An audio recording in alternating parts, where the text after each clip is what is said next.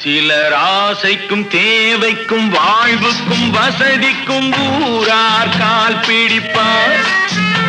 ஒரு மானமில்லை அதில் ஈனமில்லை, அவர் எப்போதும் வால் பிடிப்பார். எதிர்காலம் வரும் என் கடமை வரும், இந்த கூட்டத்தின் ஆட்டத்தை ஒழிப்பேன். பொது நீதியிலே புது பாதையிலே வரும் நல்லோர் முகத்திலே விழிப்பேன். வரும் நல்லோர் முகத்திலே விழிப்பேன்.